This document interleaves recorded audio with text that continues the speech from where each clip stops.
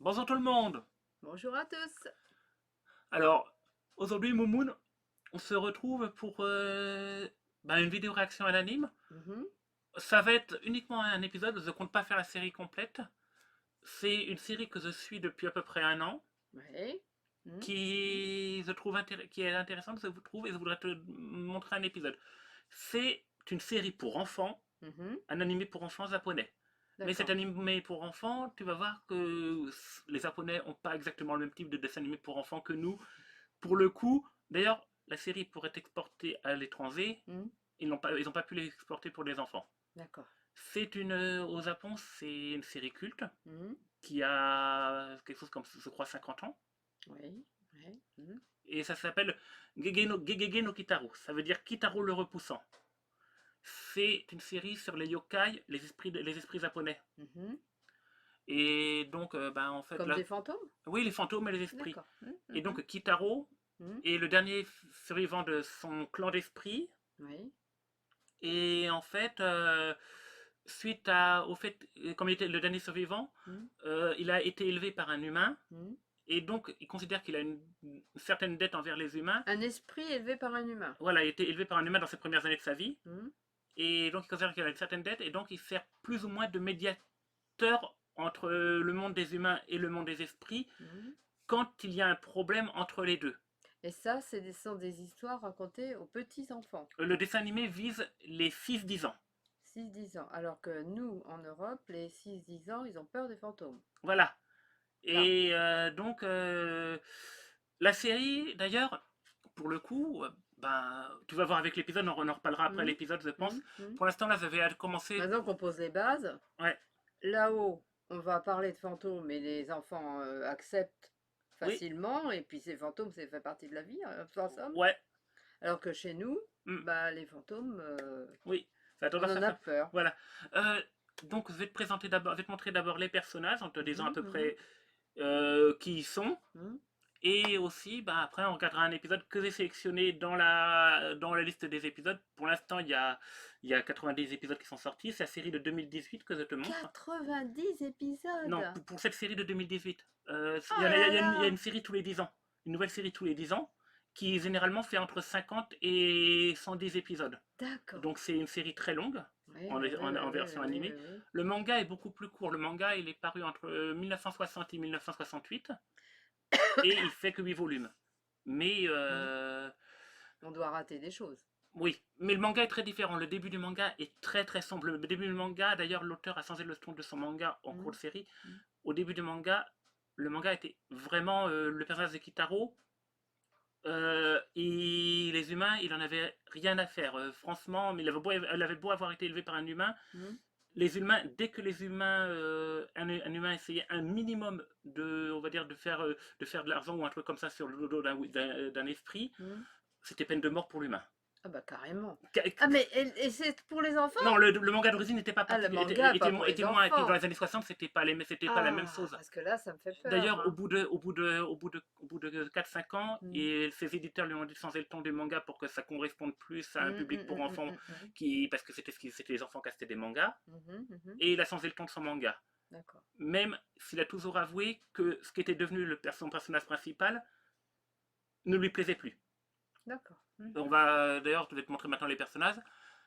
Donc, alors, premier personnage en question, le héros, Kitaro. Mhm, Voilà, ça c'est Kitaro. mhm. Ça le monte un peu plus. Donc, oui, en fait, derrière sa messe, il n'a pas d'œil. Parce D'accord. il a perdu un œil quand il était, Donc ça, c'est le fantôme. dès qu'il était nou, quand il est né. C'est le fantôme. Ouais, D'accord. quand il est né, d'ailleurs c'est dans le manga d'origine, l'humain qu'il a trouvé a eu peur parce qu'il était difforme Mhm, et l'a fait tomber mhm. et il a perdu son œil qui a été crevé dans la suite. Oh, il était difforme, il a perdu en plus un œil. Voilà. Bon, Ah, après l'être humain s'en est voulu oh, c'est et vache. l'a élevé pendant une dizaine d'années. Oui, Et donc voilà, ça c'est Kitaro, donc il fait le lien entre le monde des humains, le monde des esprits. des esprits, Mhm. même si il a quand même, même dans cette version-là, il a du mal à faire confiance aux humains malgré tout. Parce D'accord. que les humains, pour lui, en dehors de quelques rares exceptions, l'ont souvent déçu Mhm, mhm. Et, euh, et voilà. Donc ils peuvent parler aux fantômes, les humains. Oui, si les fantômes se montrent. Se manifestent. Voilà.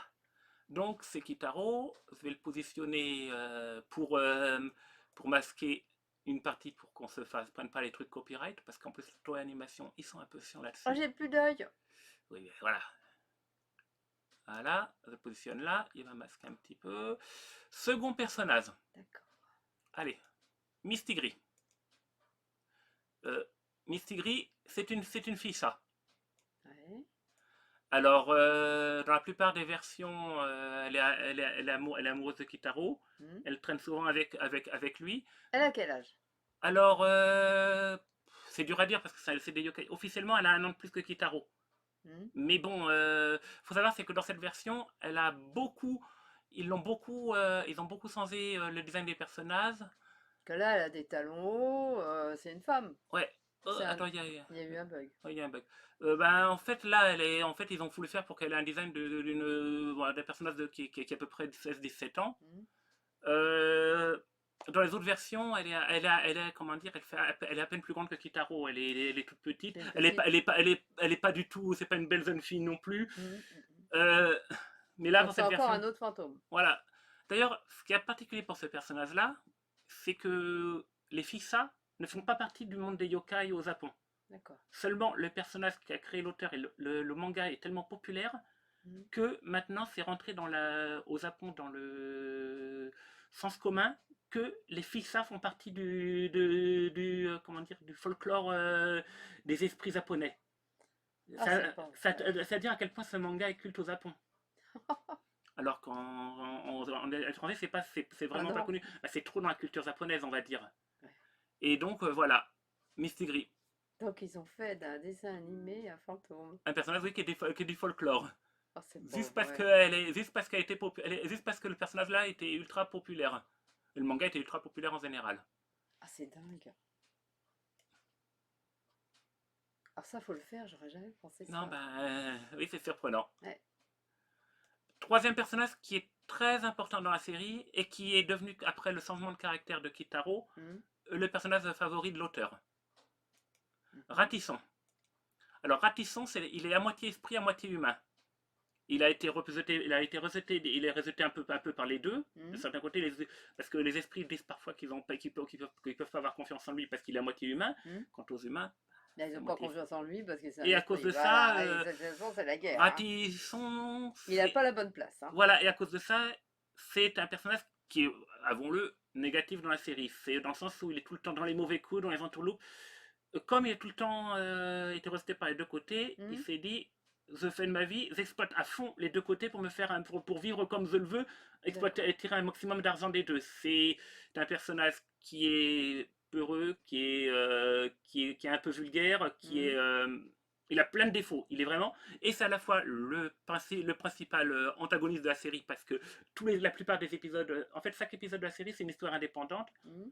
Et en fait, la plupart des épisodes commencent parce qu'il essaye de se faire de l'argent en exploitant des esprits. Hmm. Hmm. Ça tourne mal, ça fait une grosse catastrophe. Kitaro est obligé d'intervenir. Hmm. Et après, comment dire, Kitaro résout le problème d'une façon ou d'une autre. Hmm. Et voilà, mais en même temps, c'est donc le principal antagoniste. Mais en même temps, c'est aussi le meilleur ami de Kitaro. Parce que C'est c'est bizarre, ouais. complexe. Parce que, en fait, Kitaro admire certains aspects de Ratisson. Et donc, Hmm. c'est le personnage, comment dire, que l'auteur préférait parce que c'est lui qui lui rappelle le plus ce qu'était le Kitaro d'origine, qui en fait était un personnage, comme je l'ai dit, plus négatif. Hmm. Hmm. Et qui était pour lui un personnage plus intéressant. Ah bon. Parce que il dit le Kitaro qui est devenu est pour lui trop boy scout, trop gentil et Il exploite tout le monde, il est pas boy scout. ouais, donc il préférait des personnages comme ça. Bon, Mentalité différente. voilà. Donc ben voilà. Et bon ben maintenant je pense qu'on va regarder l'épisode. C'est donc un épisode que j'ai sélectionné qui pour moi m'a véritablement marqué. Et quand j'ai terminé l'épisode, j'ai dit je suis vraiment dans une série pour enfants là. T'étais soufflé. Soufflé. Ah, ah. Voilà. Là, t'as laissé un carré. Non, t'inquiète, je vois pas. Là, il est pour nous, mais il ne verra pas dans le truc. Donc, j'y vais. Normalement, j'ai réglé le son, il n'y a pas de problème. Ça devrait pas être trop fort. Je vérifie ça pour être sûr. Ah, t'as un appel? Tu veux arrêter la vidéo? Oui. Ouais. Allez. Bon, ben. Ah, Oui, bye il y a bye. un Allez, appel. j'arrête.